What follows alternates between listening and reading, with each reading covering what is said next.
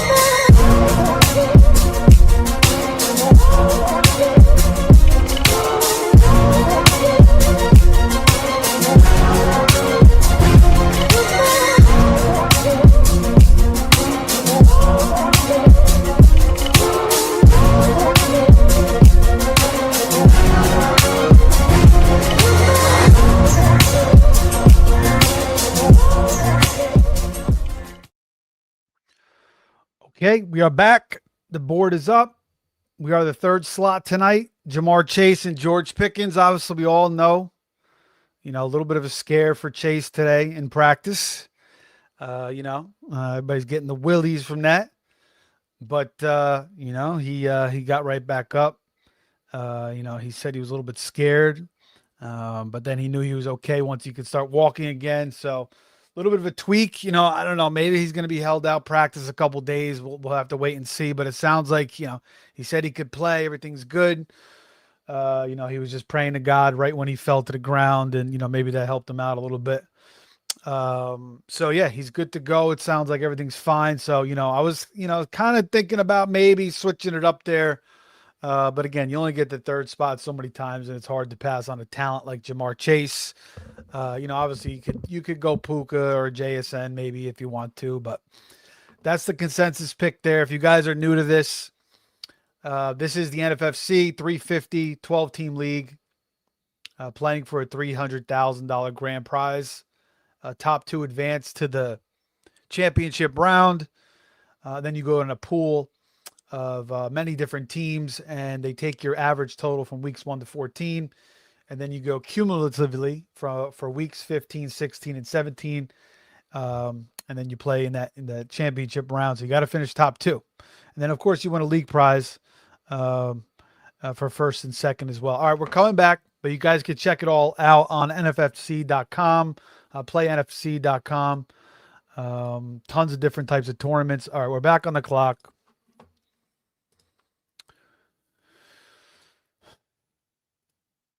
And we're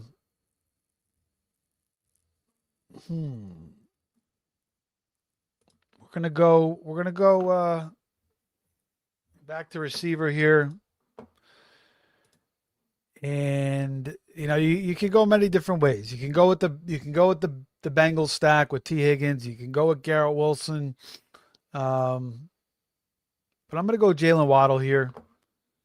Again, Jalen Waddle, his talent is undeniable. I think he was held back in Miami for a long time by Tua. And, the reports are now Tua is just a complete mess.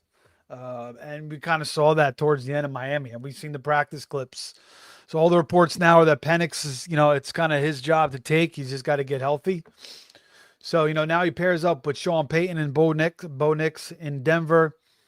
And it really does seem like a good fit. So as your wide receiver 3, I'll take it. Again, you can go multiple different ways there. You can go Burden. Sometimes I went DJ Moore. But But Josh Allen did go there. So if Allen was still lingering around, I would have been tempted to possibly do the Allen Moore stack.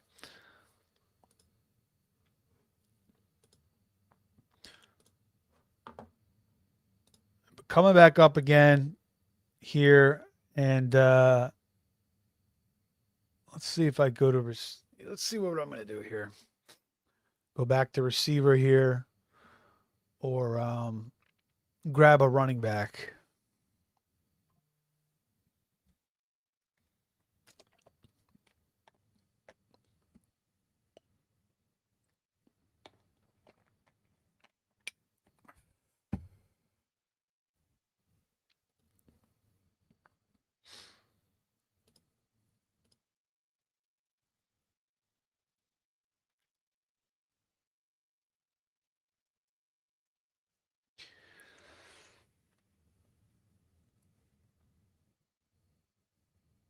Yeah, I don't know. I don't know what I want to do here. I kind of want to take a certain running back because I haven't been getting him at all.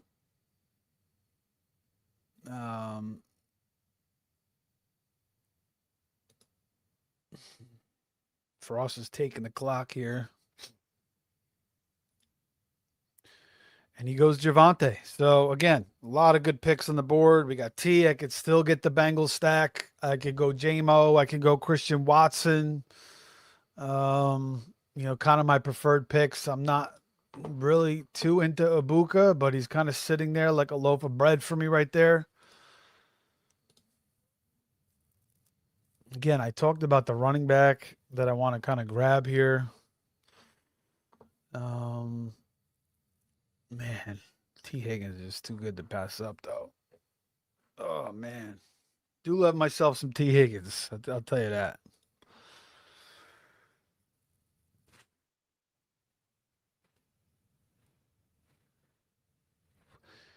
You know what? I'm not going to get this guy. Probably. All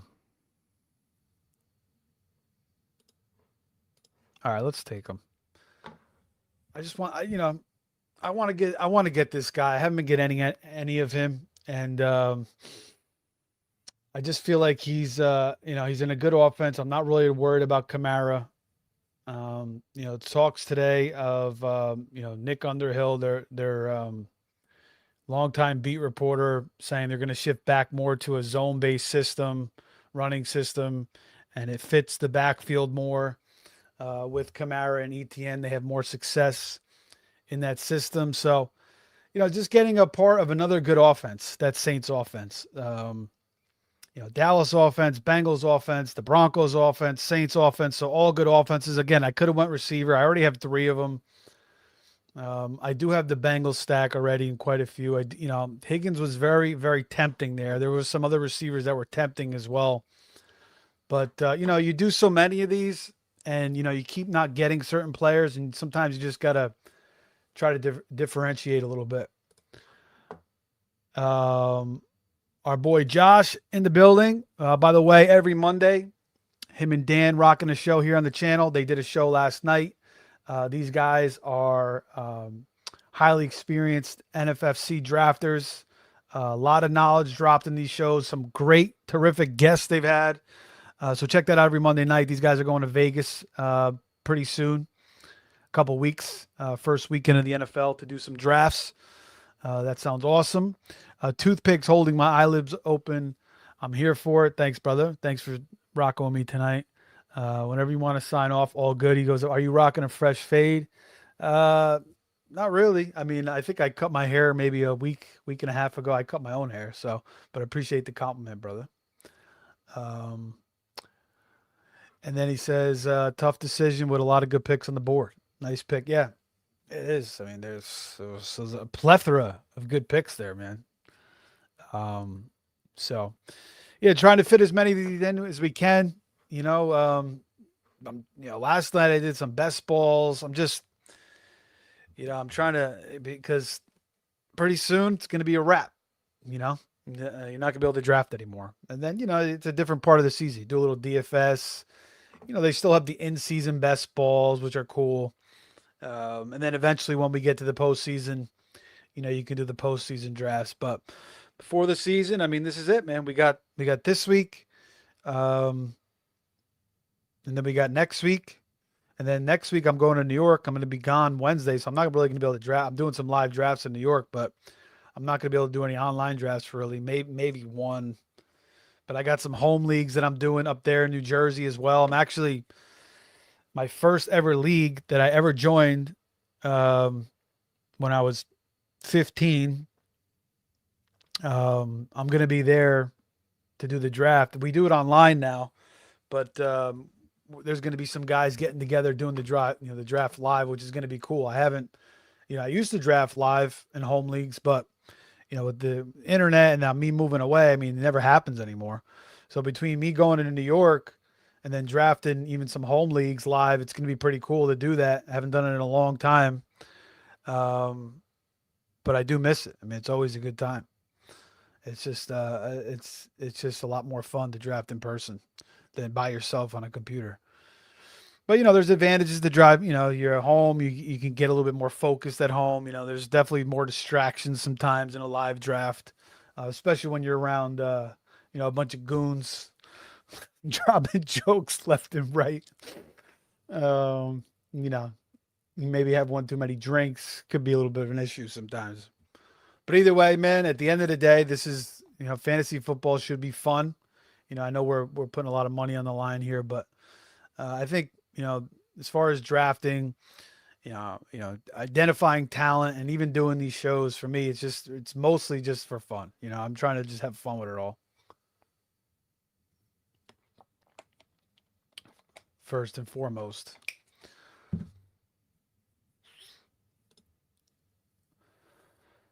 All right. So we got our boy Gamberg and a teammate, and no shocker there. He starts with 4 straight receivers. I mean, I think I would have to venture a lot of his teams look fairly similar. Um, Now he doesn't do a ton of teams. Um, Not not like 100 teams, but whatever 20, 30 teams in this tournament, maybe. I mean, so he's gonna have a lot, a lot of the same combos, maybe, and a lot of firework receivers for sure. And if it all hits, I mean, he's gonna have a terrific year. Um, but I mean, how could you argue with Amon Ra? I mean, as consistent as they come. I mean, first round picks are first round picks, but AJ Brown now with Drake May. I mean, that seems like an elevation for him. Zay Flowers, just get those touchdowns up. I mean, still, the guy played with Cooper Rush and Huntley last year and still had a really good year. A top 10 fantasy receiver. And then Christian Watson, we saw the way he ended. And then he gets David Montgomery. So a beautiful start to the draft. David Montgomery seems like, there's not a ton of upside with him, but he's your lunch pail, running back pick. You can get 1,000 yards and 10 touchdowns, and, you could get 30, 40 catches out of him too, possibly more. So, the game scripts are fine. I don't see how David Montgomery really falters. I'm not really worried about Woody Marks. I actually got my first share of Montgomery just recently. Don't have a lot of them. I've been getting a lot of Cam Scatterbo. You're seeing him fall into the 5th round now. Fall a little bit deeper because of the Najee Harris thing. Maybe Najee kind of takes a little bit more from him than Tracy was.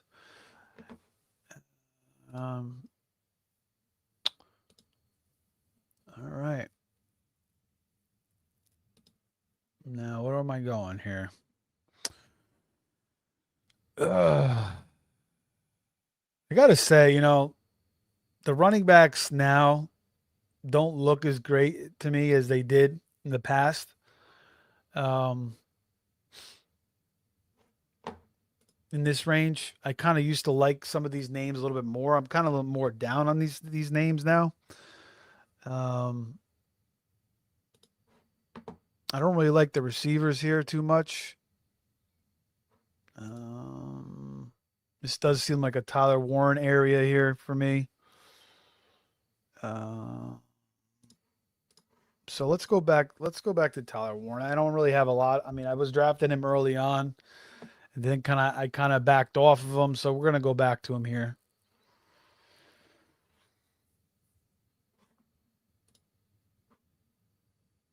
He's got a little bit of a groin issue. So, still plenty of time for Warren to get back. I'm not overly concerned about it.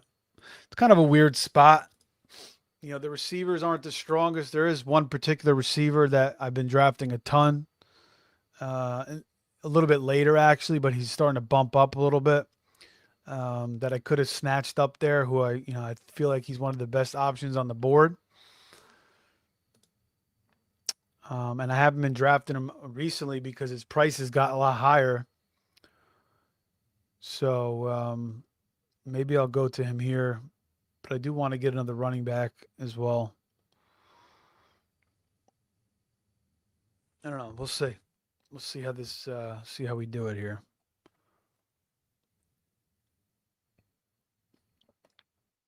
Because if I pass on a running back here, it's going to swing back up and swing back down. And most of these guys are going to be gone, and there goes one already.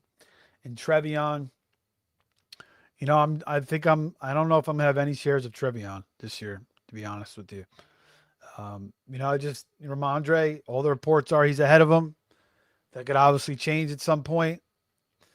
But, I don't know. I just, these other backs, I think I just rather have. I'd rather have Ramondre than him. So he's just going a little too high for me. Cornell Tate, I mean, his preseason hasn't been great. I'm kind of down on him a little bit. Cam Ward hasn't looked that good. That could obviously change, but he's a rookie receiver. You got Wandale there. You still got Ridley. So I don't know how much of a smash he's really going to be, Cornell Tate in his rookie year. Although I do like what I saw from him in college. There's a running back here I want to take. It's either the receiver or the running back.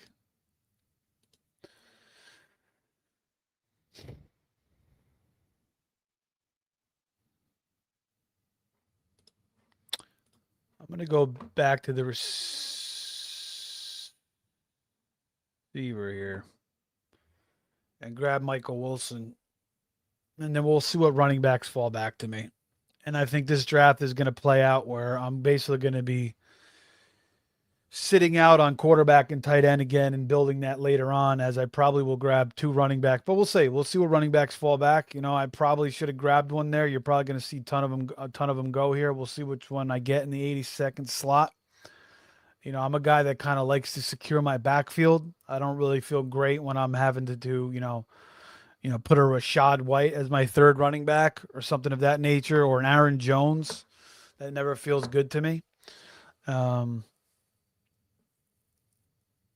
But again, there are a lot of backfields where, if there's an injury, that's the 0 running back strategy. But, if some of these guys go down, I mean, there's some good opportunities, like Algier or Mike Washington Jr. or Marshawn Lloyd or even a Vidal, even,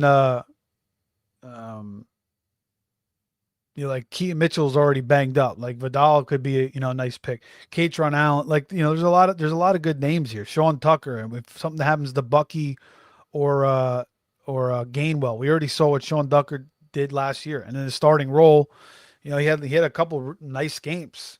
So, and it's good offense, and the offensive line is healthy again, and one of the top rated offensive lines. Halani even so. There's a way you can make it work.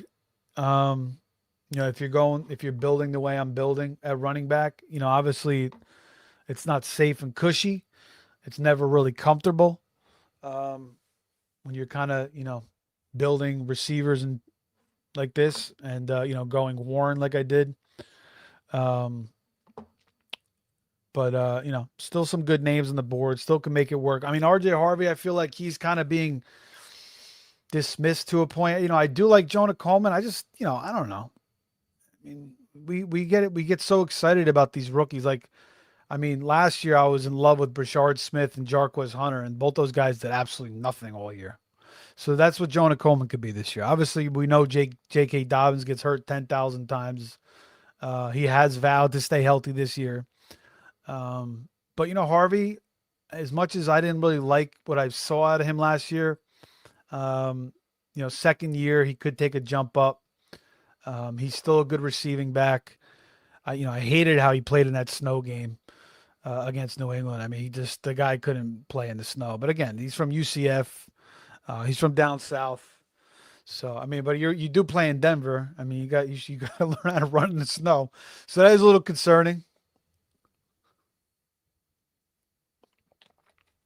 Yeah, Jalen Warren was the name I was looking at there. If it wasn't for Michael Wilson, I just feel like Jalen Warren. I was kind of on him early. I kind of want to get back into him a little bit too.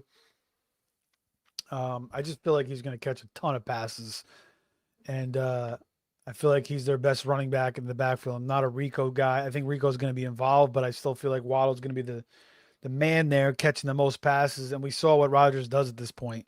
He's old. He doesn't want to get he doesn't want to get freaking mollywopped in the pocket, so he's going to be dumping it down to Warren, just like he did to Gainwell. I mean, Gainwell was their entire offense down the stretch last year. It was just the Kenny Gainwell show left and right. So, um, I just think Warren's in for a nice year. It was weird because I always kind of was out on Warren. Um, I don't know why, but last year he proved me wrong. I mean, he just looked absolutely terrific last year. Every time I watched him, so I feel like he's been getting a little bit better each year. And he does get nicked up. I mean, he does miss some time. We have Xvino on Twitch joining the show.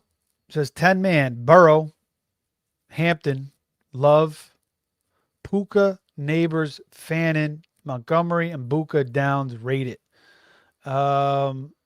10-man, all teams are going to look pretty strong, obviously. I'll be honest, I'm not in love with Hampton and Love.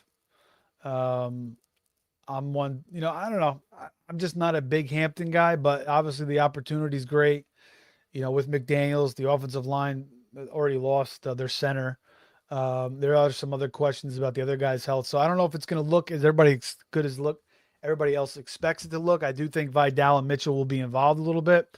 I do think Hampton's price is a little bit expensive. And Love also, he's already got an injury. He's on a, questionable offense with Nate Hackett running the show. Coming back from an ankle sprain already, high ankle sprain, it looks like possibly could miss week 1. But I do love your receivers. Puka and Neighbors that's an insane combination, even in a 10 team. Love that. Fannin, I absolutely love him. Montgomery, we talked about him before. I think he's a rock solid. So it's a good depth piece there. Buka as your third receiver, very solid. And, Josh Downs as your fourth, pretty decent as well.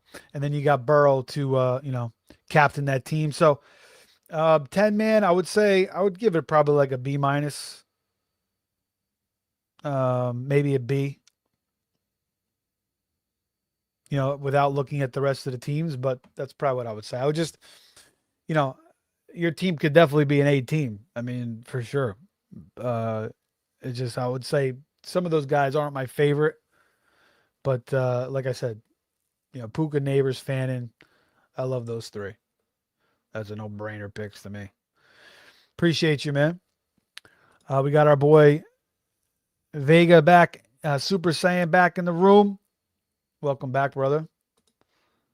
Saying 6-point passing league, 3 flex, 12-team PPR, CMC, Derrick Henry, Devonta Smith, Garrett Wilson, tight ends Fannin. Tight end is Fannin. Flex are Mike Evans, Luther Bird, and George Kittle. My quarterback, Hurts. Backup Stafford. Team defense. Texans defense. Thoughts on lineup redraft. Yeah, you got 2 older backs, but again, these guys are defying logic. They're anomalies, and they work harder than any other backfield, any other running backs in the league. So I think these guys can continue to be anomalies and kind of defy the odds. I think, Henry will probably have a little bit lesser numbers than last year. CMC obviously as well. I mean, it'll be very, very hard to reach what he did last year, considering his age. Let me make my pick, and then I'll get back to rating your team there, buddy. All right, so we talked about the backfield, coming back and taking two backs.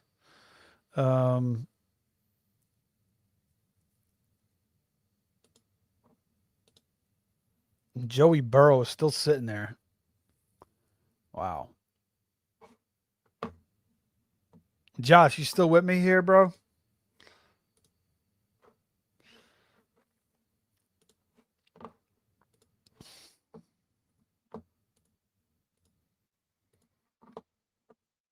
All right, let's take JK. Man, there's a lot of good picks on the board. I can go so many different ways. I've taken quite a bit of Tony Pollard. And if I don't get another back here, I'm gonna be left with some garbage. Passing on the Burrow Chase combo is kind of hard here, but I could go to Dak. Could get Bo Nix too. Grab another running back here. We'll see what comes back to me here.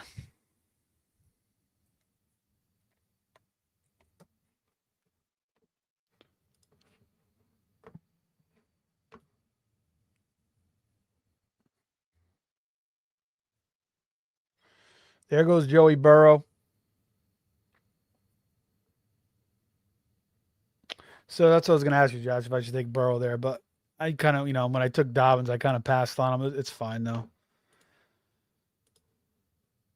I have a little bit of a Broncos stack going. I could take a little Knicks and something else later on. And, I still got Dak in the mix, so I only have in one league. I have been getting I do have quite a bit of the Burrow stacks, so not going to hate on it. Good picks there by Jensen, taking Burrow and Kraft back to back. Vega, I didn't forget about you, man. We'll get back to that rating once my pick swings back around here. I kind of wanted to take Kenny Gainwell there because I've been taking so much freaking Pollard.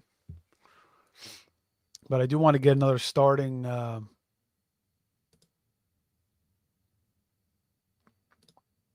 running back. So I'm going to take him just to kind of build out the depth of this backfield here. All right. Yeah, a lot of Tony Pollard. Hopefully Cam Ward can get his head on straight. But I honestly think like Cam Ward, I don't think he really gives a shit. I think he's taking chances in the preseason. I think he's he's been missing some throws though. He might play a little bit smarter during the season though. I think right now in the preseason, he's maybe just getting a little wild with it. But I do expect him to continue to get better. But I don't know. We'll see. It hasn't looked that great so far, and their offensive line is not that great either. So it's a little bit concerning, but at least you did see Pollard catch a nice dump off and pick up like 30 yards. All right. So back to your team, man. Yeah, so as far as the backs, these guys, I have no qualms about it, man. They're freaking both Hall of Fame running backs, and I think they'll continue to defy the odds. Of course, there's risk because they're older. There's going to be some downside to them as far as production, but still, I don't mind it, brother.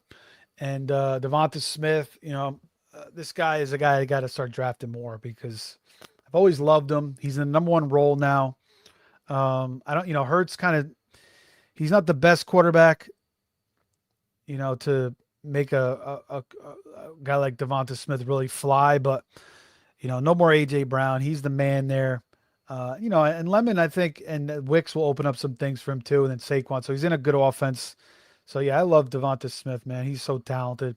Garrett Wilson, just need Geno to stay healthy. If Geno can stay healthy and they don't have to revert to freaking Klubnik or God forbid Bailey Zappi at some point, which is the Jets, That could come at any single time. They're a complete shit show every single year. But I love Garrett Wilson. So 12-team league, man. Love that start. And then you get Fannin, who I love. You've been watching the show, man. I love Fannin. Mikey Evans. I don't know, man. I'm kind of out on him. He's older. He's constantly hurt. He's been struggling this entire camp. Burden should be fine. That's another high upside pick. You got Kittle, who looks like he's defying the odds as well. Again, another Hall of Famer. So you got 4 Hall of Famers on this team, man. Between Henry, CMC, Evans, and George Kittle, and then your quarterbacks are awesome. I mean, Hurts, and then you get Stafford, who I think Stafford's such a great value. Again, Stafford's not going to do what he did last year, but even if he throws 6 or 7 less touchdowns at 39, 40 touchdowns, and then you get Texans D. So, yeah, man, I like it a lot. There's a very competitive team. Again, 6-point passing. You get Stafford. That's beautiful. So I like it a lot, man.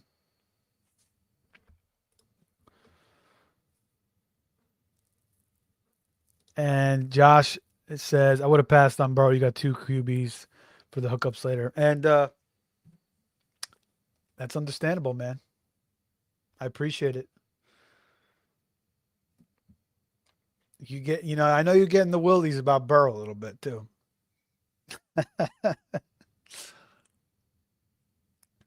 I'm with you though, man. I like May over Burrow too in fantasy.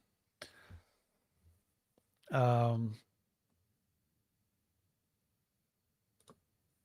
Taking Warren, I think you means you push the QB down. Yep. I agree. Team 5 wide receiver room is stressing me out. Let's take a look at Team 5 here.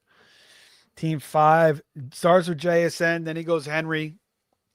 And, sometimes you can get Henry in the 3rd round, but it seems like now Henry's kind of moving back into the 2nd round as we were getting some new drafters in here. Then he gets Brees, then he gets Loveland, then he gets Bucky, and then Price. So, his backfield is rock strong. But, Mekhi Lemon as your second receiver isn't the best. I do like Mekhi Lemon a lot. He just got back to practice today, which is huge for him. A couple of weeks before the season, that is great for him. But he's still got to ramp up. And they said he was taking all the mental reps and he was on top of everything.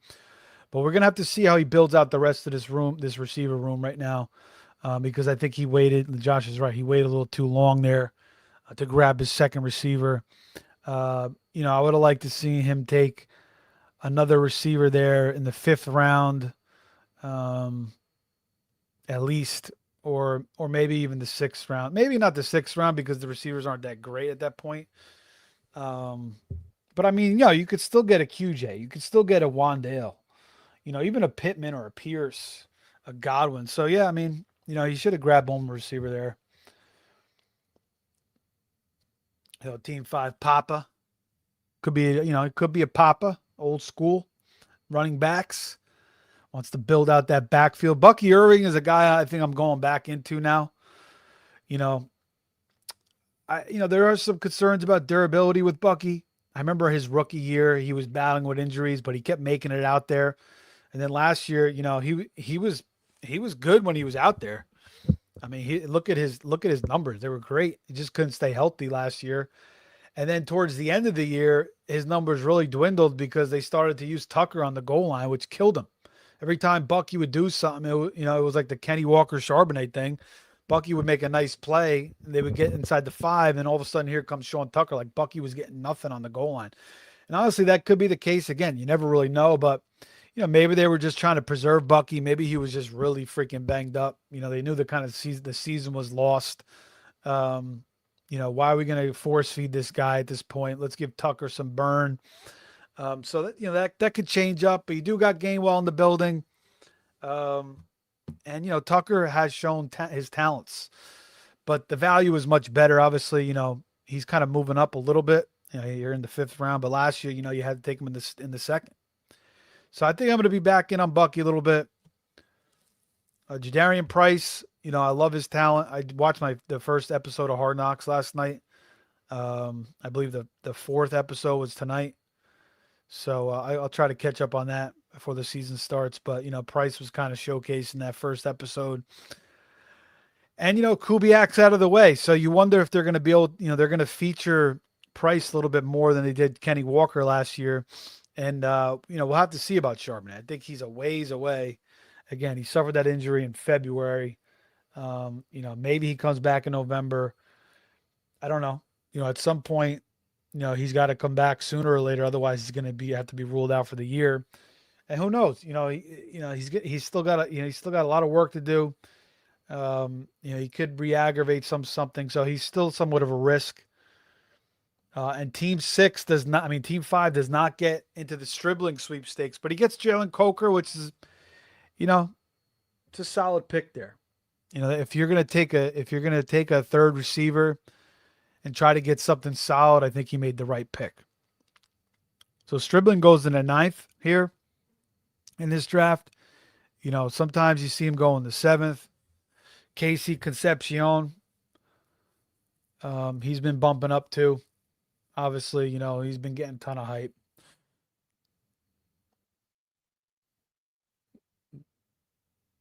All right.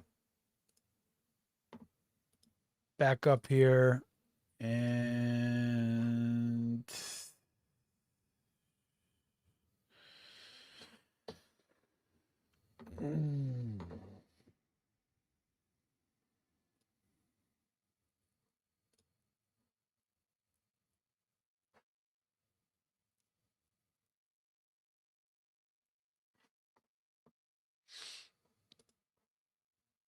I don't know, man.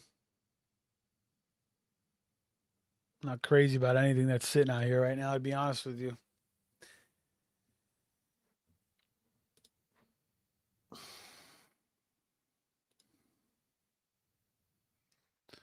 feel like I want to take another tight end.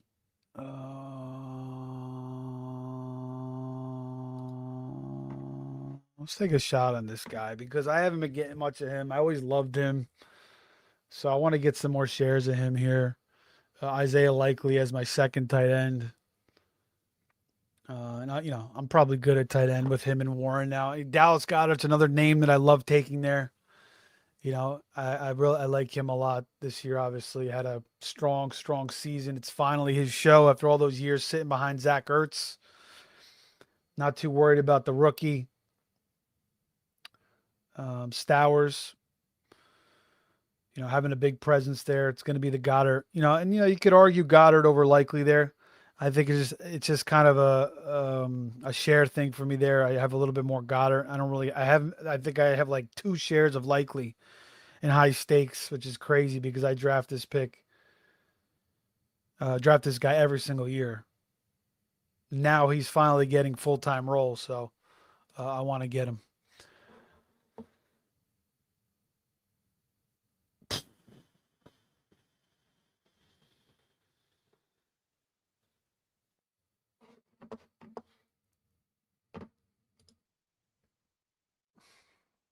All right, let's see what Frost does here. Comment in the chat is team first 4 picks are wild. Team first 4 picks are wild. Is he talking about team 4?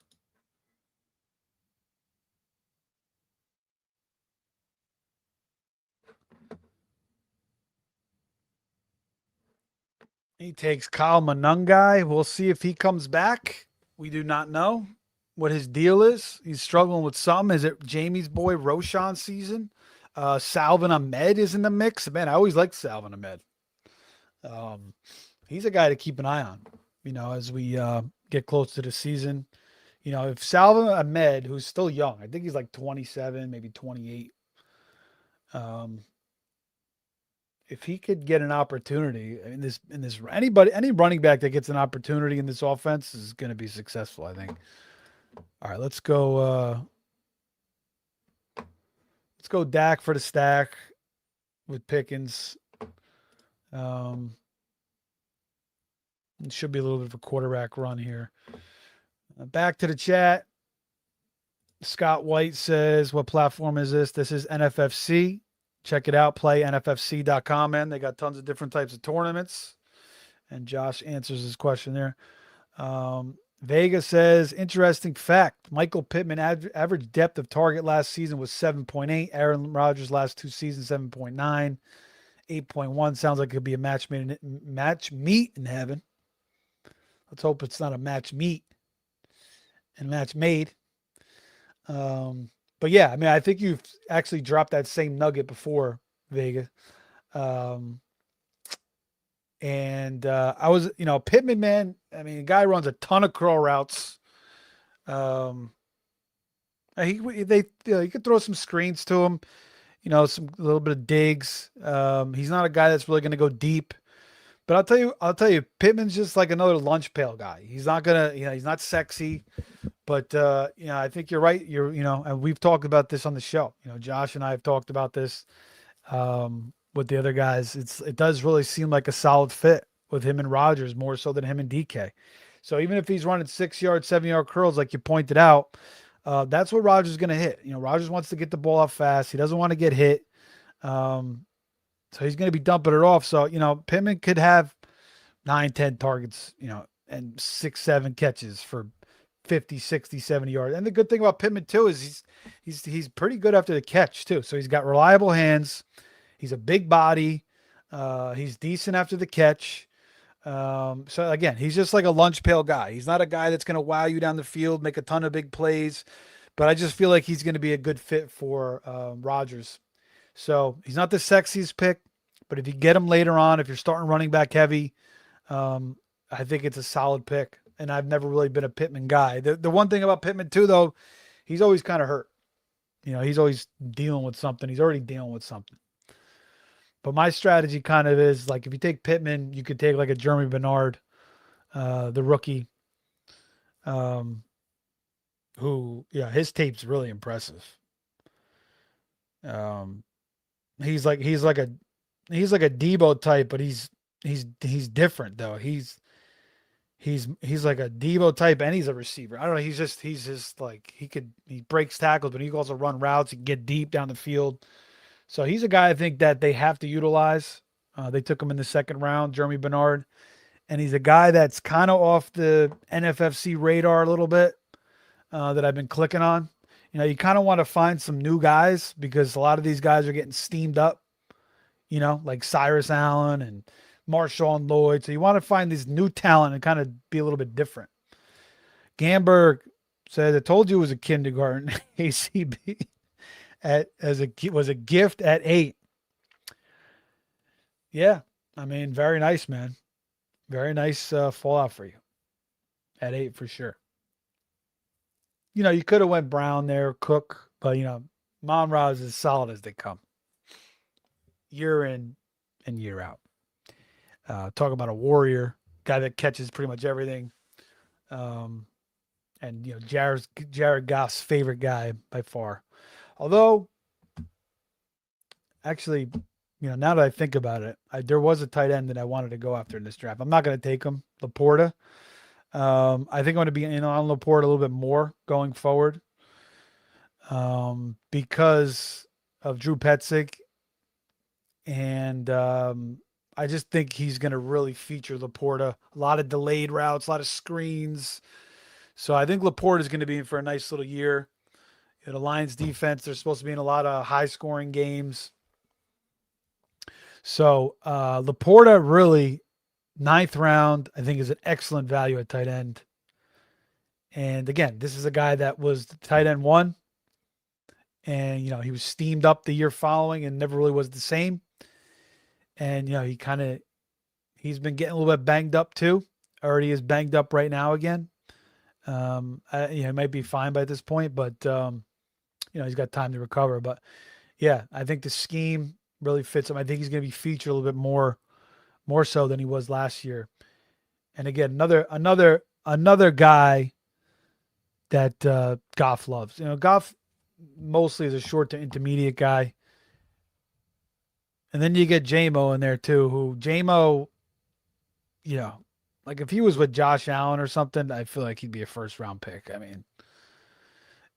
mean, it's just like a guy that could just, bomb it to him all the time. And if like a Monra wasn't on the Lions, J-Mo could be a first round pick too. I mean, the guy is his speed is absolutely different. So you take him in the 4th round, he could produce like a 2nd round pick, and I feel like he could be a 2nd round pick next year. Elite JB 25. Our boy Josh says Team 5. Good job with the with those 2 wide receivers. Bude in the Higgins role should be solid considering the wide receiver options that were there. Yeah, I think he did a good job. Um, I would have continued to pound receiver there, but he went Texans D. Um, considering his running back room is pretty much set. And then we got sports affiliation saying big money, let's go. Shout out to JC for the intro once again. Also the thumbs. He's been doing a hell of a job. He did the thumb, the Christian Watson thumb that's on this show. So absolutely incredibly talented artist, graphic artist there. So check him out. JC Money Design on X. All right. Where are we going? The running backs again. Well, there is one running back that I probably should take here. And I want to see where Genty went. So let's take Mike Washington, a guy I was taking a little bit early on, and I kind of went away from him. But now with this Genty news and the fact that he's falling here in 11th, I kind of like it. Where did Genty go in this draft? All right, 2nd round. So, expected to be fine with the ankle. It's considered to be more of a low than a high, according to Ian Rappaport. Clint Kubiak said he didn't want to talk about injuries today. So obviously maybe he's a little bit pissed off. But even if Genty's fully healthy, this was kind of my intuition from the beginning, was that Mike Washington was going to have some sort of role regardless. Not just because of what Kubiak did last year with the Seahawks and with Kenny Walker and Zach Charbonnet, which was the most frustrating thing you could possibly imagine as a Kenny Walker owner last year. Kenny Walker, big play after big play, 15-yard reception or run, goes out at the 5, and every single time Charbonnet's coming in. I mean, that was just, and then he gets these cheapy touchdowns. Charbonnet's running in freaking wide open hole, untouched. I mean, it was the biggest cheese bowl roll in fantasy, if you ask me, from Zach Charbonnet last year. So, honestly, I think Kubiak likes that. Think he likes that 1-2 punch. And, the guy knows how to freaking run the football. Obviously, coming from the Shanahan system, his dad, Gary Kubiak, his own running system, which I think, honestly, is probably the best running system to me, my favorite type of running system. I just remember playing Madden. I always picked Texans offense because of Gary Kubiak. I just love running like tosses, sweeps, stretch plays. Doesn't work. Those plays don't seem to work as good in Madden anymore. But all right, let's go back to receiver. And we could take another quarterback here. But let's grab this guy. Let's grab Shaheed.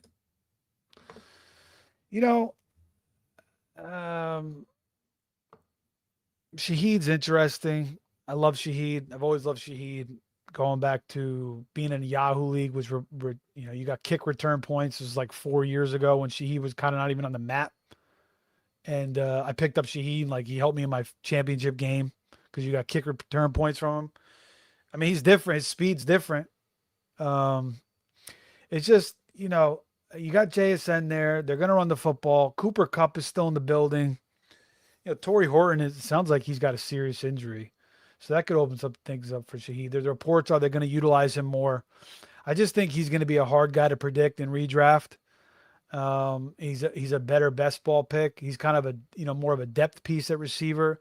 But he is a guy that you want to take a shot on because he is ultra talented. And, you never know. Maybe Sam Darnold continues to elevate his game. Maybe instead of a 30 touchdown Sam Darnold, we start seeing a 36, 37 touchdown Sam Darnold. I mean, it's possible. Maybe his confidence just continues to go through the roof. I mean, they do lose Kubiak, which obviously is not great. But, similar system there with the new coordinator. So again, I like Shaheed's talent. Wow, Jawan Jennings goes early there, round 12. A lot of times you see him go like the 18th round here. People just, I don't know, it's just so weird. Like certain guys just get shit on. And then every draft becomes the same because you get the same guys in the building. So when you get these new guys in the building, these guys start to move up. It gets a little bit more unpredictable, as it should. I think Jennings deserves to go higher than the 18th round. He just kind of gets shit on.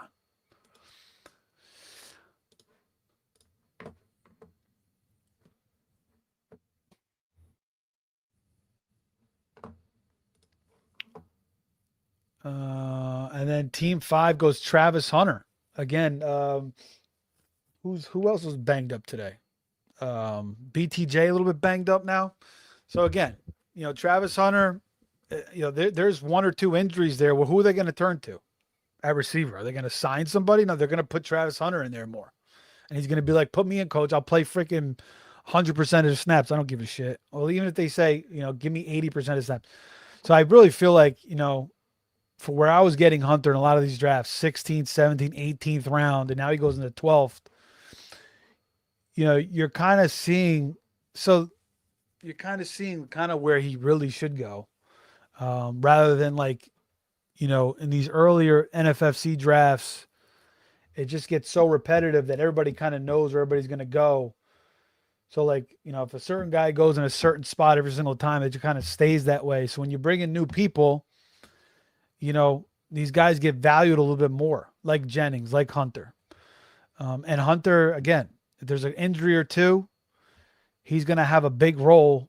And again, we saw it last year with Hunter. He unleashed that Lawrence run across the middle, which enabled, Jacoby Myers and Parker Washington to kind of finish so strong down the stretch. Hunter had that, 100-yard game. It was like 8-9 catches. He was outshining BTJ. They tried to work that with BTJ in early in the year. It didn't work out. Then they started to kind of bring Hunter along. And, Hunter had that 100-yard game. Then he was out for the rest of the year, basically. And then, we saw Parker and Myers kind of fit that middle of the field role down the stretch. And that's when Lawrence went on that hot stretch as well. So Hunter could fit that bill. There's no doubt in my mind he could fill that role or contribute into that role. So, I just think it's a sound pick.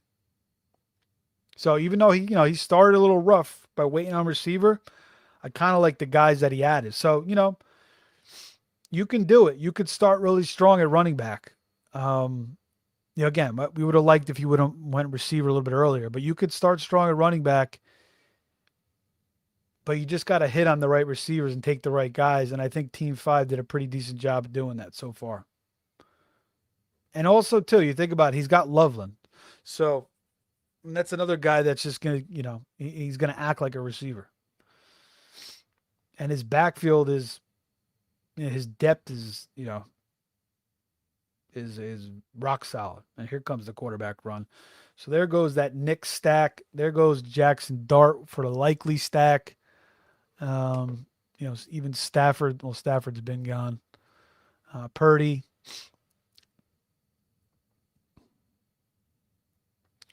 So we'll see what I can do at a second quarterback. Definitely need to get another guy here. There's a couple more good names on the board though. So, you can make it work here.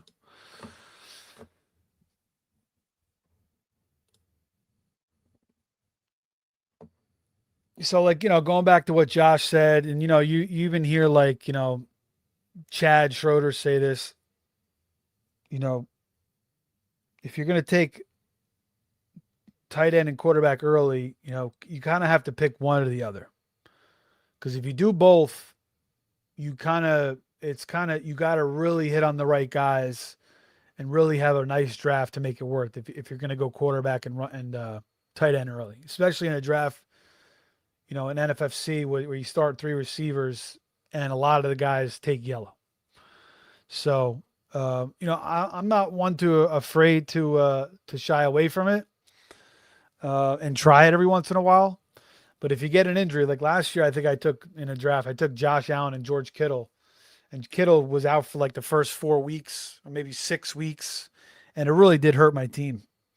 If I had Kittle in there, I would have been fine, but it kind of hurt my team because my receivers weren't the strongest. So it is a logical thing to say. You can attempt to take quarterback and tight end early comboed, like I'm saying both. But I think it really is the smart move if you're going to go tight end or quarterback early, just to wait on, just take one of them and then either wait on the other position. So like I took Warren and then I waited for Dak and in 5 rounds or 6 rounds later, 5 rounds later. If I would have went Drake May there in the 6th, my team would have had a little bit more of a handicap, or even Joe Burrow there. There goes Tyler Shuck again.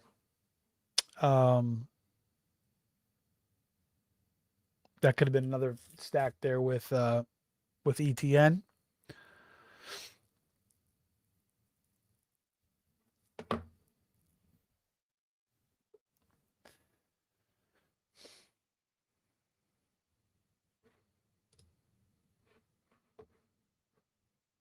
Henry Auto says, in Dynasty, would you make this trade? I have Achane, Debo for Puka Godwin and a 27 first round pick. Gibbs is my RB1. So he's got Achane and Debo. And he's going to trade for Puka and Godwin and a 27 first.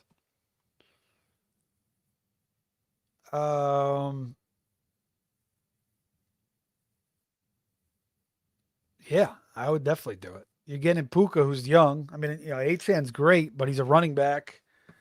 Yeah, I mean, and you're getting Godwin. That's an upgrade over Debo, and you're getting a 27 first. You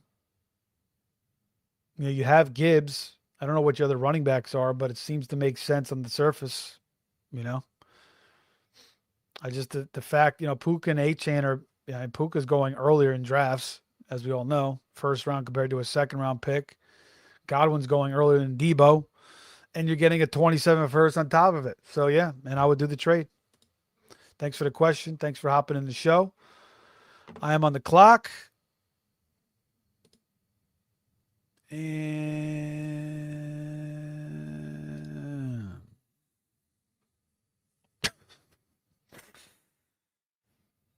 Sarah Sound, nice little pick there.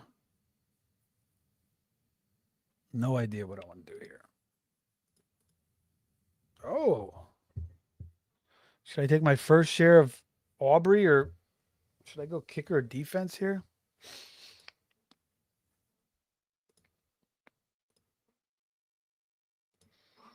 You know what? I'm going to do my first ever round 13 Brandon Aubrey. So that's it, man. I'm holding you for the whole year. I know, that's not my style, but I don't was just looking at the board. I just wasn't really in love with anything at that point. So I'm fine with it. Just give me 10 points a game, Aubrey. I'll be happy.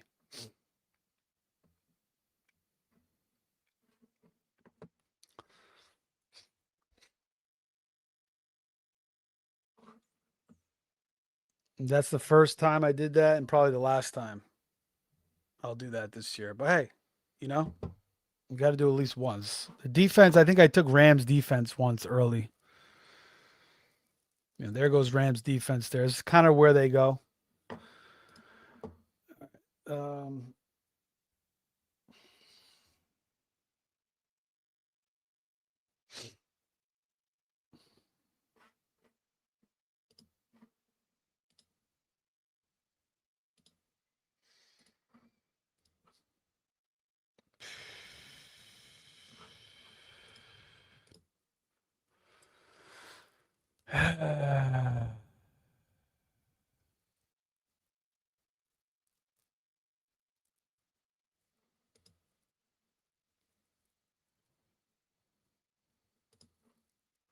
I'm going to take a quarterback here. I'm just trying to decide which one I want.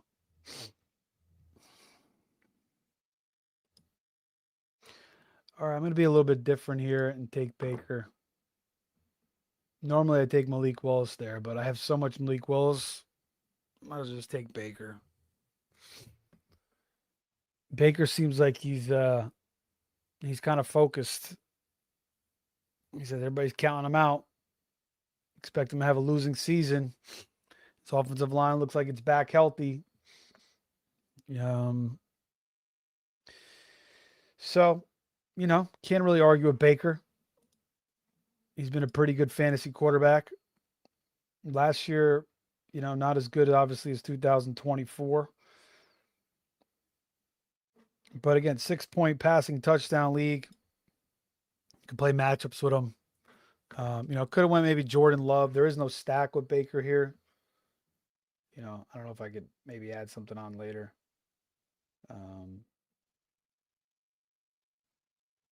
But yeah, I usually go Malik Willis there, but I have Malik Willis is probably my highest owned quarterback, so just switching it up.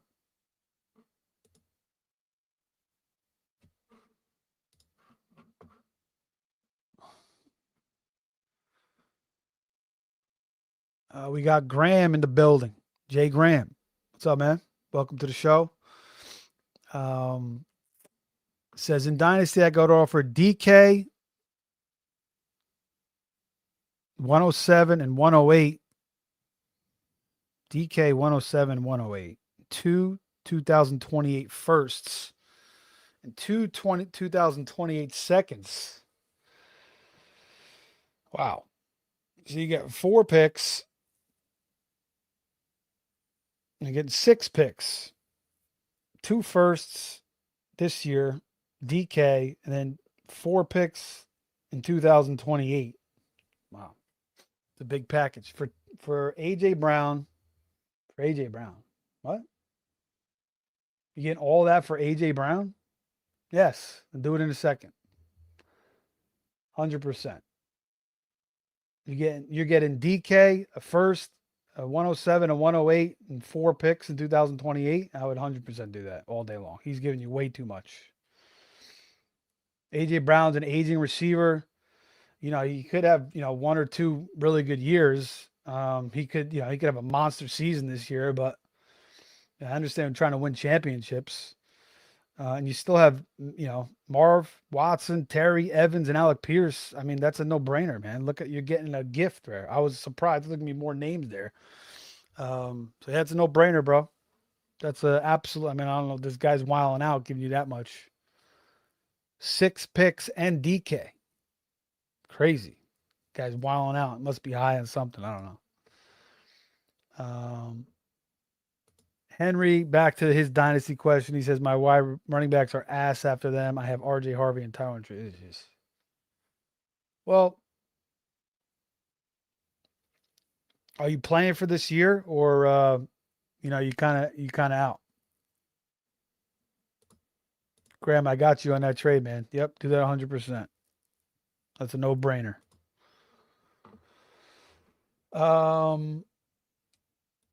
Henry, I don't know, man. I mean, are you playing for this year?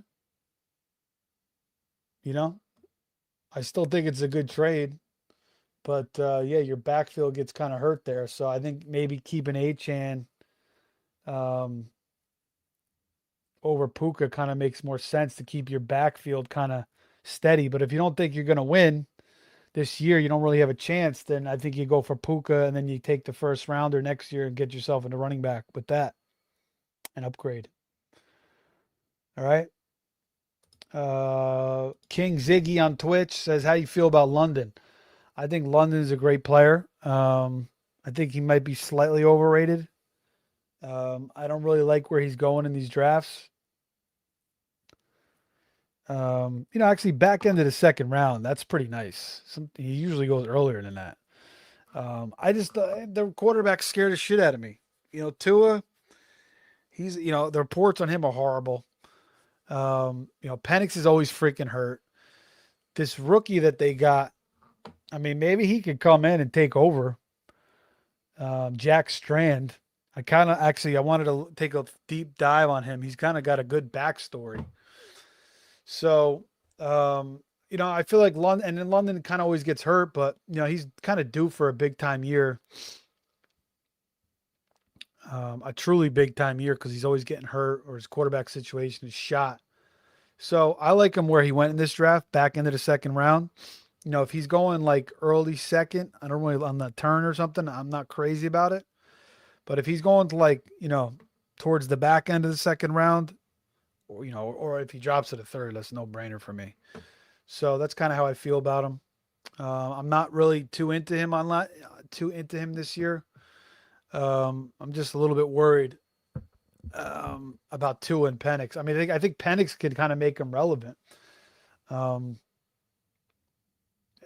Tua could too. Tua's gonna have. It's gonna be nice throwing to a big receiver. He could kind of just throw up. I don't know, but those both of those guys are just like statues in the pocket. They're always freaking hurt. Arms are falling off. Then you're relying on a rookie quarterback, so I think it could get a little bit messy there. So I think there is some risk with London. That's why I'm saying I like him at the back end of the second round. Appreciate you guys in the chat. If you haven't liked, hit the like button. Hit it, helps us out.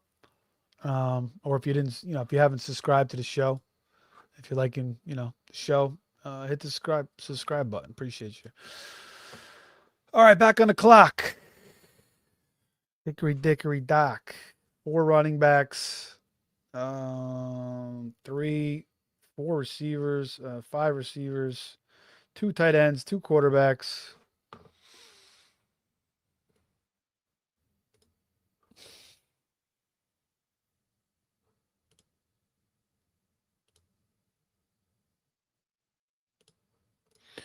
All right, let's take McMillan. Get a little Baker stack there. I do like Jalen McMillan. His problem. He's always freaking hurt. His knees hurting already. Never like knee soreness. Guy freaking broke his neck last year. Oh man. But look back to his finish a couple years ago. 2024, guy was on fire. Even last year, he had a big game down the stretch.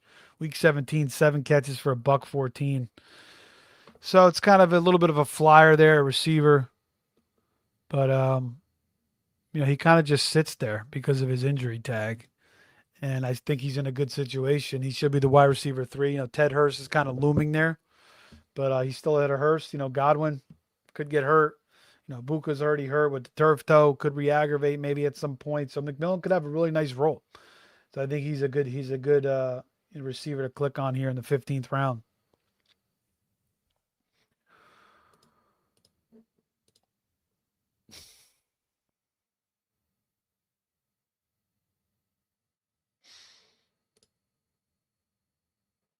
Wow.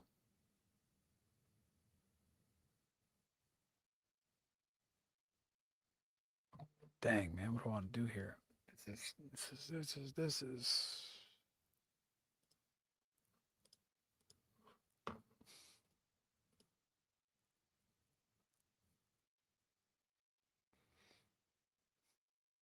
$174.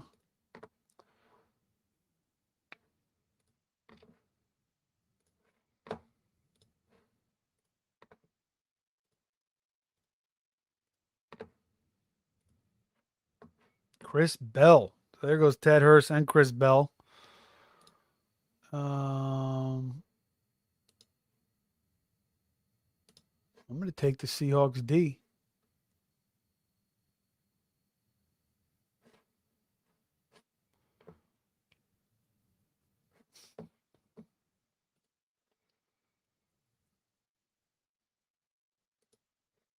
I'm going to take the Seahawks D. Something different. I was going to take Malik Willis. I probably should have took his ass from Zirkle, but I already have 2 quarterbacks. It was either Seahawks D or Malik Willis.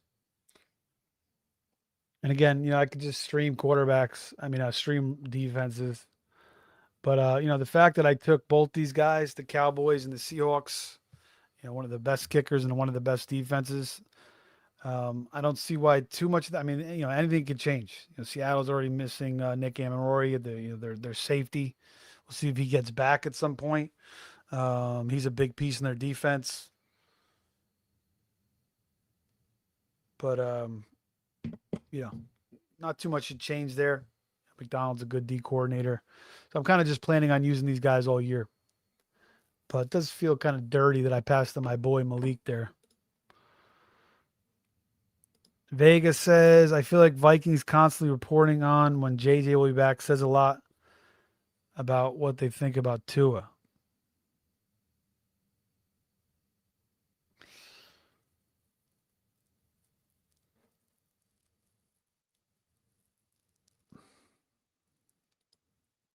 Um, what is that? Vikings reporting on JJ. Are we talking about two different things there?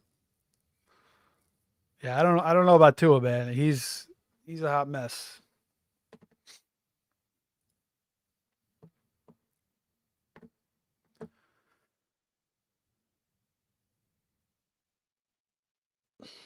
So our boy Gamberg, Mike, if you're still listening, um, you get Lamar, you get RJ, Mason, Chuba, Tank, Spears. You got Andrews and Fergie, Caleb Douglas coming up the ranks. So receivers are obviously strong as can be. You throw Matthew Golden into the mix.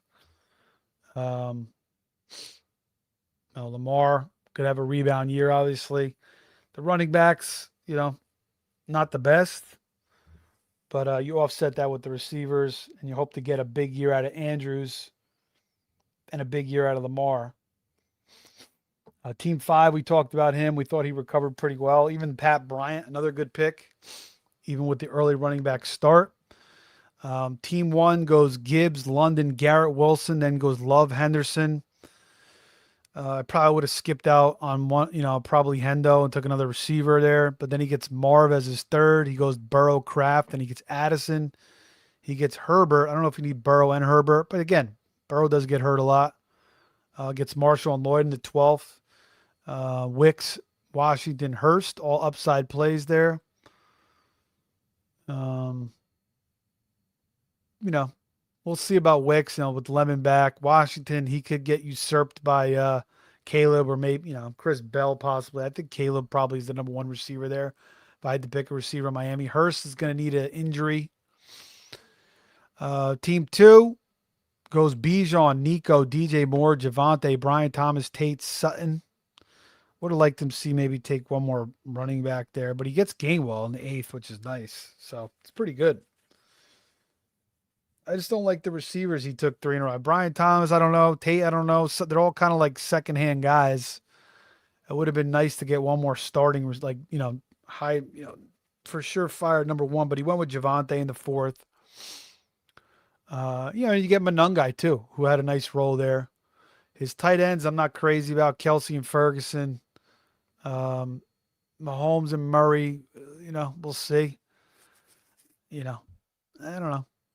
Charbonnet, we don't know about him. Pacheco, kind of a lot of underwhelming running backs here after Bijan and Javante and Gainwell. But again, some good names, some good depth pieces. Team 3 is me. We'll talk about that later. Team 4, Zirkle. He goes Puka, Neighbors, McMillan, Abuka. And then he goes 4-3 defense. Then he gets Quinshawn, Bayshell, and Blake. Again, you could poke holes in all those running backs, but they're all going to have nice roles. So it's solid. You could play off 2 of those guys. And then you get Casey Concepcion to add to your receivers. Caleb, he should continue to ascend. I gave him Malik Willis. That's a nice gift by me. From what I'm expecting, I feel like Malik Willis is going to have a nice year. So I like his team, and he gets Cyrus, and he gets Algier. Goddard, nice pick. Back on the clock.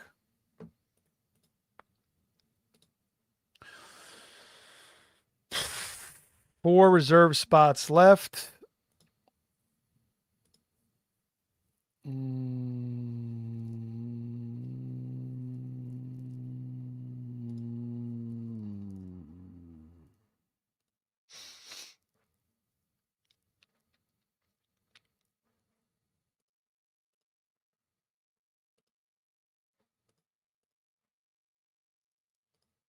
Let's take Katron, guy that I was drafting early.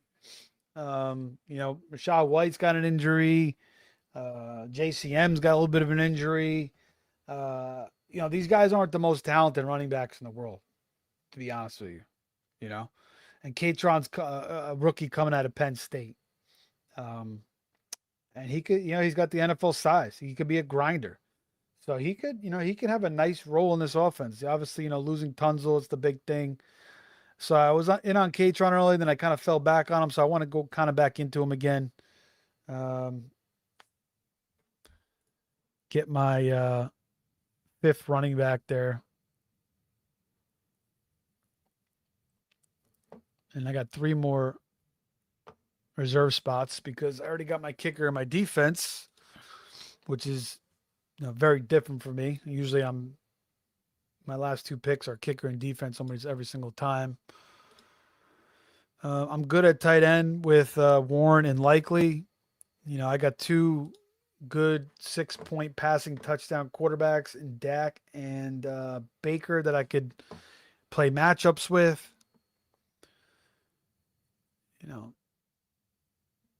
Kamara's sitting there like a loaf of bread. He's going to be out a month with an MCL sprain. Kendre Miller could get some usage. I do have ETN.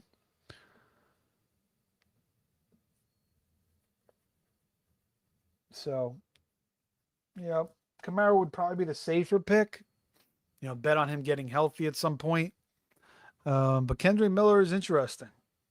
Kendre Miller could have a nice little role. Again, 2nd round pick, right? At a TCU, just the guy hurt just as much as Marshawn Lloyd.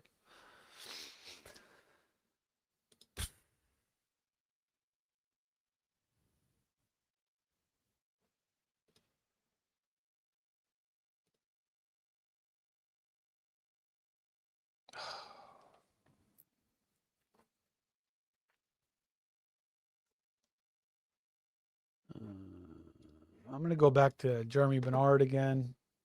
2 spots left.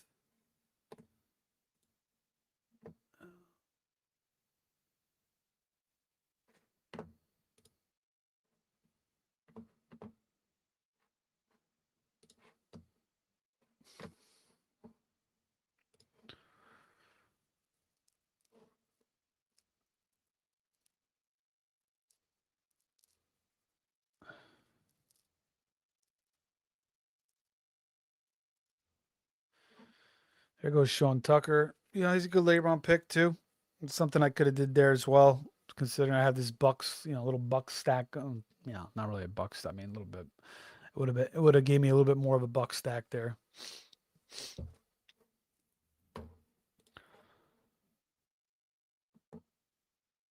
Yeah, we'll see. We'll see, man. I mean, these quarterbacks aren't really my cup of tea.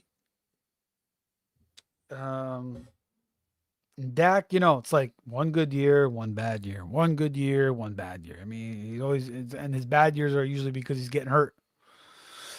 But man, I mean, he stays healthy again with Pickens, with Lamb, Flournoy, even this kid that they got in preseason, the kid Camden Brown out of Georgia State. I mean, this kid looks freaking. He's made some ridiculous catches in that first preseason game. There was Vele. I was actually considering him. There you go, Gamer. Nice pick. I was considering him over Bernard to switch it up. I kind of do like Vele. I mean, he's 6'4". They traded a 4th round pick from a couple of years ago from Denver, which everybody kind of thought was a lot. He had a strong finish to last year. I think it's a solid pick, man. With Jordan Tyson out, I mean, Jordan Tyson might be out for longer too. He could react, So Vele, in this upshot offense, could be nice. Omar Cooper, I was drafting him early. Now I'm kind of out on him. I don't even know why, because I like him. I like those last 4 picks there at receiver for Team 11. Flournoy, Branch, Williams. Yeah, he's kind of buried, but still had a nice catch in the preseason the other night. He'll probably need a couple injuries, but some good flyers there. Cooper, he's kind of buried too. They're saying that Isaiah Williams is ahead of him, but that could change fast. I think Cooper's the better player. Barner there, people are taking him for the free look. So if you're not familiar with NFFC or even FFPC or RT Sports, all these sites give you a free look. So which means is if you draft a guy from one of those games, well, basically your lineup doesn't have to be set until Sunday morning. So you have the option based on what you see from the Wednesday and Friday game, if you want to put those guys in your lineup or not. So if Barner has a 2-touchdown game, obviously you're going to put him in your lineup. If he has 3 catches for 10 yards or 14 yards or 50 or whatever it is, he gives you 8-9 points, you're probably not going to put him in your lineup. So you don't have to set your lineup before those Wednesdays and Friday games. You could set it after the fact, after you get the free look. So nice little bonus there if you take those guys in those games.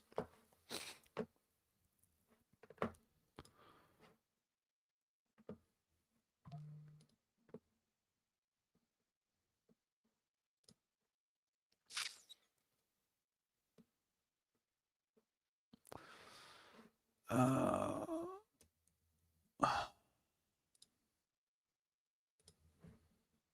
right, I'm up here.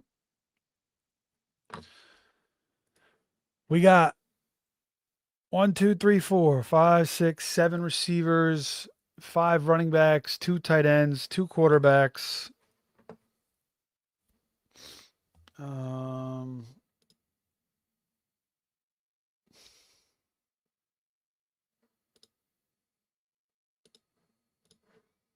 Let's go Holani again.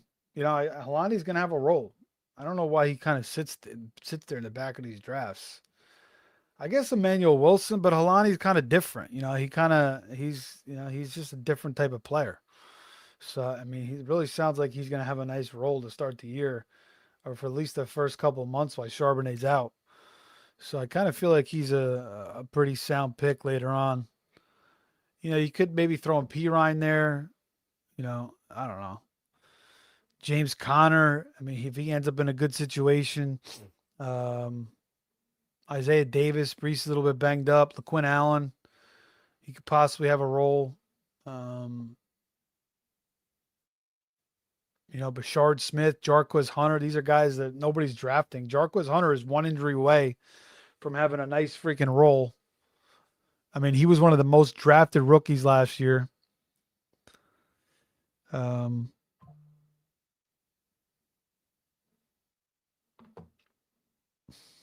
There goes Jimmy Connors.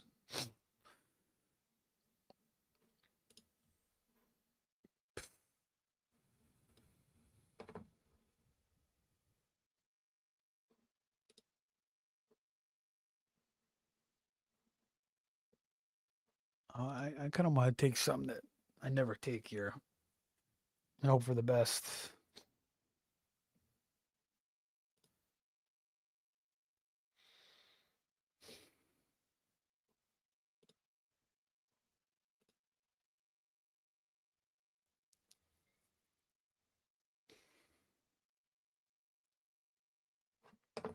My last pick. Let's make it count.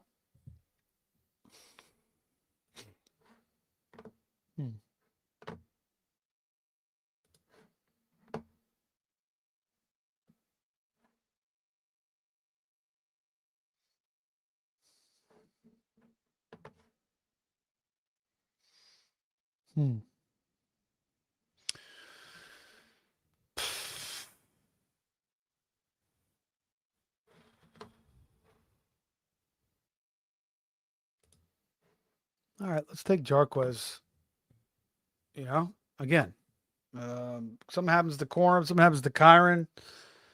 It's going to be Jarquez. It's not going to be Ronnie Rivers. Let's hope not Ronnie Rivers. It should be. There goes Torrey Horton, who sounds like he's going to be out for a while, but could be another free look if he makes his way back. Team 5, we talked about him. We like the way he cleaned up his receivers. Team 6, a CMC, as we kind of, go over the rest of the field here. CMC Bowers, McConkey, Higgins, Jacob Stevenson. Then he gets Josh Downs, Reed, Stribling. So one of those guys could be his number 3. And then he gets Bowers and McCaffrey. So this guy's going to have to catch a lot of balls. He's got a solid backfield. Then he gets Hurts. No stack there. Keaton Mitchell and Woody Marks to kind of, give him a little bit more security in the backfield. Maybe take a couple of receivers there. He kind of waited, he gets Jawan Johnson. That's fine. That's a good pick. Brian Robinson, Black. He's got a ton of running backs. Could have got a couple more receivers. I mean, he's only got 6 receivers. So, I mean, he can make it work. But I would have took a couple more receivers. I mean, he's got 1, 2, 3, 4, 5, 6, 7, 8, 9 running backs. I don't think he needed 9 running backs. But, it could definitely work. I mean, it's solid. Solid. He's only got 1 quarterback, too. So maybe build a little bit different. Maybe a couple more receivers and 1 more quarterback, considering a lot of these quarterbacks go in these drafts. Team 7, Taylor, Barkley, Devonta, Kyron, Adunze, Drake May. His third receiver is kind of weak there. But he's got a ton of them that can maybe fit the bill. He's taking the ones he took shots on are only light, though. Maybe Jennings, maybe Debo. Myers, I don't really ever see him being a consistent option. And Adunze could be the third guy in his team. Tank Dell, it's possible he could step up. But again, I don't know. He only took 1 quarterback, too. Teammate, Mike, we talked about it earlier. Like a lot of sound picks. Douglas, I like a lot. I think he's going to be the number 1 on Miami.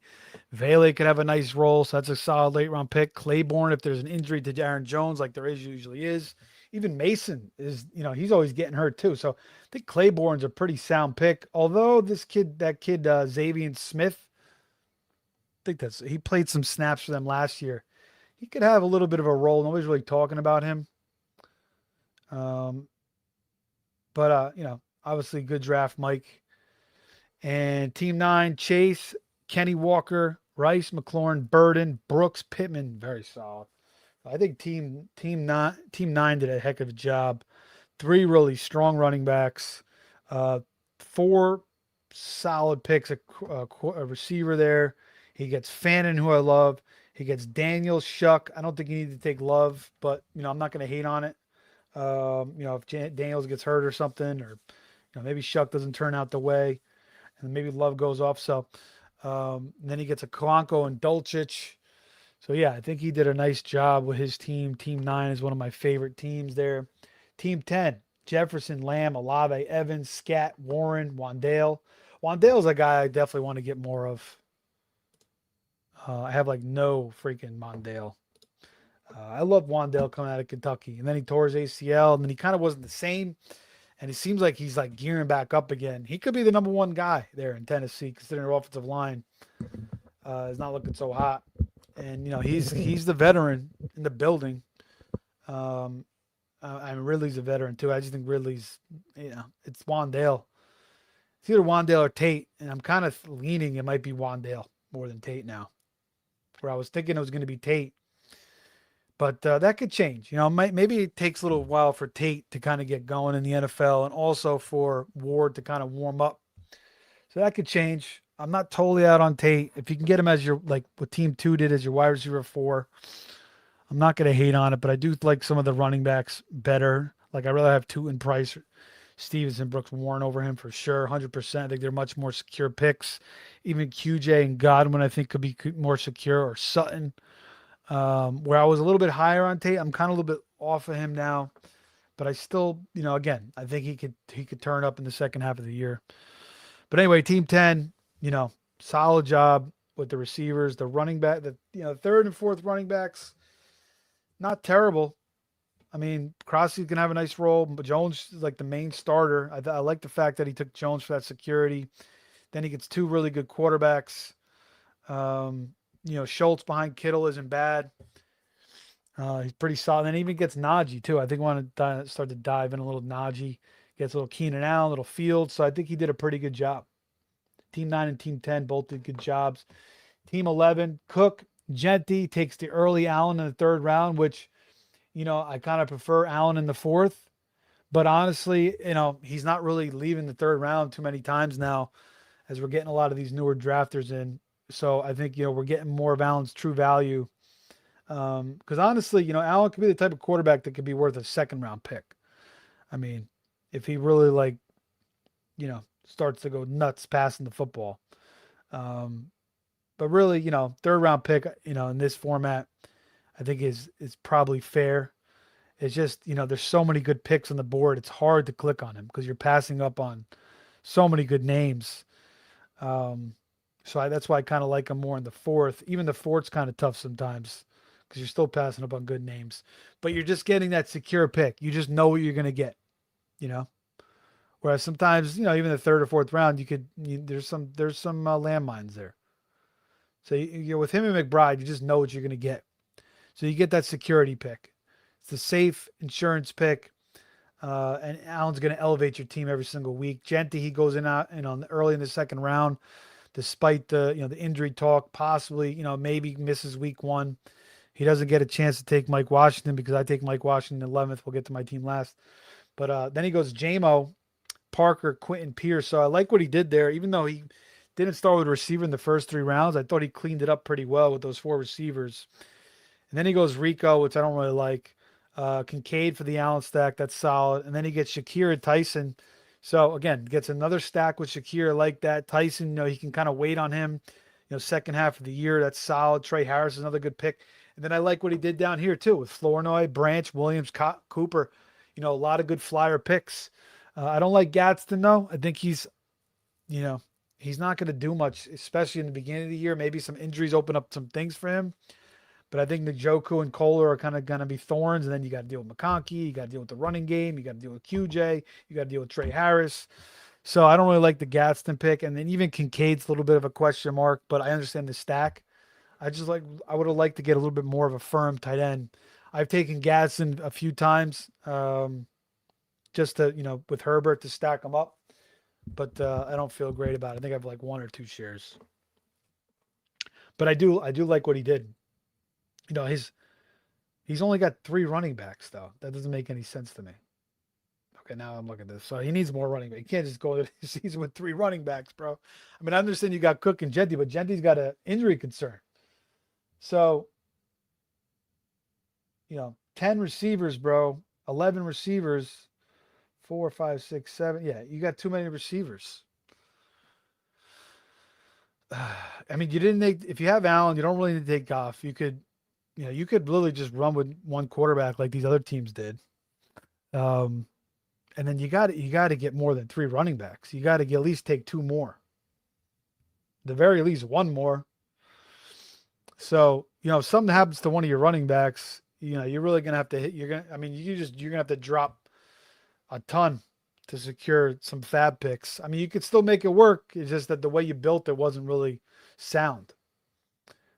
And you were it seemed like you were kind of chasing receivers a little bit too much.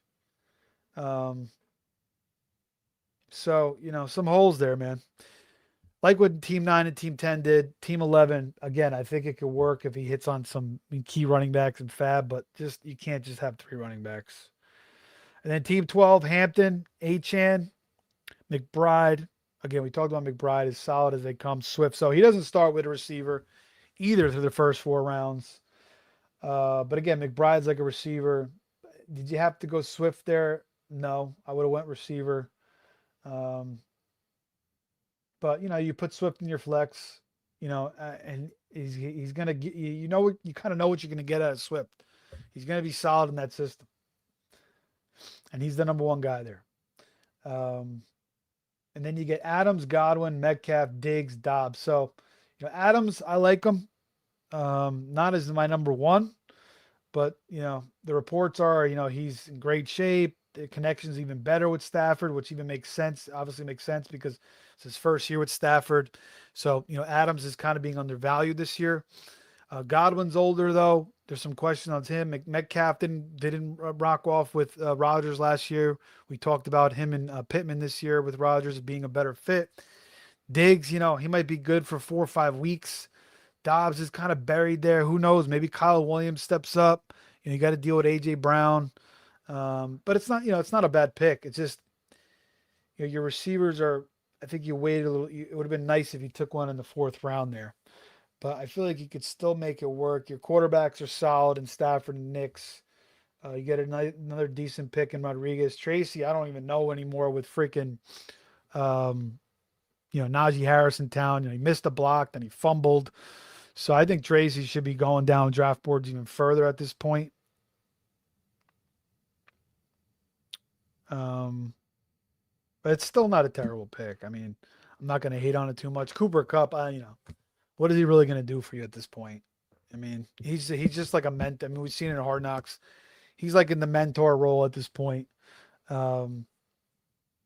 Jacoby Lane's a great upside pick. I like that pick. That's a good pick. Guy that I need to keep going, start drafting again. I was drafting him, and I got off him. Why? That's another reason to draft early because I noticed Jacoby Lane freaking months ago. When he was going in the 18th round, I was taking him in the 18th round. Now he goes like 12th, 13th sometimes. But Vidal's a good pick. If there's an injury to Mitchell or Hampton, very nice role. We've seen him contribute last year.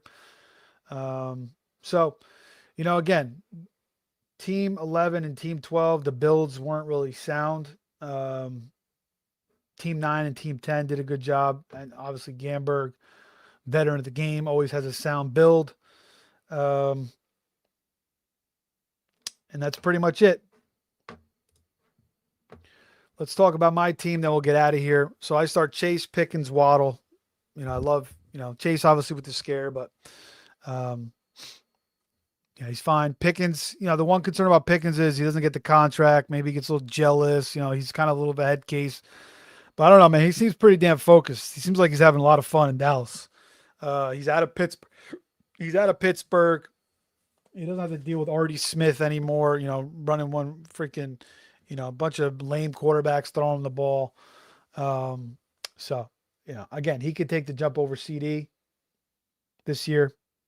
Jalen Waddle, again, we talked about him earlier, an absolute much better situation now. So third round is your third receiver. Love it. Then I get ETN. Now, this was a pick that I could have went many different ways on. I could have went T. Higgins for the Burrow stack. Could have went Ibuka to switch it up. I don't have any Ibuka and I don't have any ETN. I decided to go ETN there. I could have went Christian Watson, a guy I love. Could have went JMO, a guy I love, but I've been taking a lot of JMO. I have some Watson. I have some Higgins. So, I could have took Loveland there too, but to wait around and get Warren is fine. So ETN is a guy I'm in on. Again, I think it's a good offense. I think he's my number one guy. Kamara's already hurt. So, they don't throw to the running backs a lot, which kind of hurts ETN. So I'm not crazy about that, but I think he's going to be the goal line guy. He's going to get the most carries. I don't know. There's definitely more upside with Higgins, Ibuka, Watson, and JMO, I think. But ETN, I don't know. I just feel like he kind of gets shit on every year, and I just wanted to get a piece of him, so I kind of had to take him there. Otherwise, I wasn't going to get him. Then I get Tyler Warren. Again, I talked about getting him early, and then going back, moving away. So I went back to him again. Mike Wilson, I love. I've been missing out on him because he's starting to go in the 6th round a lot, and I was getting him in like the 8th, 7th, 8th, 9th earlier. I get 2 other running backs in JK and Pollard. I wanted Gainwell there to switch it up because I took $1 million Pollard, but again, I'll deal with another Pollard just to get 3 starters. Then I get another tight end and Likely again. From what was on the board, I wasn't in love with it. So I love Likely. I just wanted to get a little bit more of him. So I was kind of just chasing some shares here a little bit with him and ETN. Dak, kind of going back to the well with him, only have him in one other league. So going back to the well as well on some of these guys. Mike Washington, obviously getting moved up the board, but we think with the Genti injury, but we think he's going to have a role regardless, even if there isn't a Genti injury. But if there is one, we think he could fit the bill there. Shaheed, good spot to take him. Again, more of a depth piece, more of a best ball piece, but, you know, he is due for a career year. I've been waiting for it ever since we talked about it earlier, since I started drafting him 4 or 5 years ago. Every single year in multiple drafts. He's been like my most owned receiver probably a couple times in the last couple years. Just waiting for the breakout. I'm a little bit, now I'm kind of like fading him almost a little bit. But maybe this is the year. Who knows? First share ever of Brandon Aubrey in the 13th round. Again, what was on the board? I wasn't Goo Goo Gaga. So I just felt like, why not take my first share and probably my only share of Cowboys kicker. Again, you got to take them in the 13th round in this format. Baker, that was a switch up from Malik Willis. I always take Malik Willis, so I just figured I'd switch it up. And then I get the little mini stack there at least with Jalen McMillan. Seahawks D was sitting there. Again, I was thinking about taking Malik there, but Seahawks D was kind of good to pass up. Too good to pass up there as well. Going back to Katron Allen, we talked about him. Jeremy Bernard, I like a lot. Very, very talented, like a Debo, but also, he's a jack of all trades. He can go deep. He can run routes. He can break tackles. The Steelers have to get this kid involved. Now, Roman Wilson, a guy that I love for the Steelers, is he finally ramping up? Is Rodgers going to give him a chance? I don't know. I mean, Roman Wilson could have a nice role this year. And maybe Jeremy doesn't really get ramped up until maybe next year. I don't know. I think it all depends on who Rodgers likes more. Now, I think Jeremy's the better talent. Roman, man, he's just like, you look at his tape in Michigan, just so solid, but maybe he's just a better college player than a pro. And he did make a couple of mistakes in the preseason game, supposedly the other night. He kind of, didn't round off his routes right, which led to a couple of interceptions. So maybe that opens up things for Jeremy too. And even Pittman and DK are a little bit banged up already. So I don't know. I love the talent of Jeremy Bernard. And again, he's getting a little bit different because a lot of these guys are chasing the same players. And Jeremy's kind of one of that outlier pick that maybe kind of can elevate. And as far as talent with the rookies, I feel like he's right up there. Like, he could be, one of the top 3 talents out of this rookie class. At receiver, Halani, again, I love getting him late. He's going to have a nice role with Seattle, so more depth to the backfield than Jarquez Hunter. Again, a guy that everybody was drafting last year, similar to Brashard Smith. And then, both these guys aren't really getting drafted this year because they didn't do anything last year. So he's one injury away with Corum and Kyron. But again, if those guys stay healthy, he's going to sit on your bench and do nothing. So either, I cut him by week 2, week 3, week 4, or, if there's an injury and now I got, a very, very good piece that people would go crazy and fab for. So again, with these last couple picks here, you're trying to get a little bit different with some of these picks to stay ahead of the fab. So that's what I was doing with Hunter there. And also as we get closer to season with some of these drafts, you're trying to mix in some guys that you wanted shares of that you haven't been getting. I try not to force them too much. You still want to build teams that, you feel like are the most premier and the most upside. But, you mix them into where you think it still makes sense, like ETN and Likely here. And then like me going back to Dak with Pickens, obviously, and Shaheed and Katron. So that's it, guys. That will wrap that baby up. Thanks for everybody for joining us tonight in the chat. Josh, Vega, Scott, Gamberg, Sports Affiliation, Henry Auto, Graham, King, Ziggy, and that's about it. We'll be back Thursday night for an auction draft on the show. We do have to get into the NFC East and AFC East division previews. I don't know if I'm going to have time to do those. If we can, we'll get into it. We did every other freaking division. So if you guys haven't checked that out, check it out on the channel. But we're going to, again, the streaming The draft streaming season is almost coming to an end. But even in the season, I feel like maybe I'll do some in-season best ball drafts. We'll throw those in. Again, we'll have the postseason drafts. We're gonna do some NBA drafts before the season starts here on NFFC. We're gonna do March Madness stuff when that comes around, and then obviously for the NFL, we're gonna do recaps, previews, some NFL pick shows, some DFS. So that's everything to look forward to. But in the meantime, ending the season, the off season with as many live drafts as we possibly can. So that's it for tonight, guys. At hour 45 here on early Wednesday morning here on the East Coast, 1:50. That's it. Take care, everybody. We will see you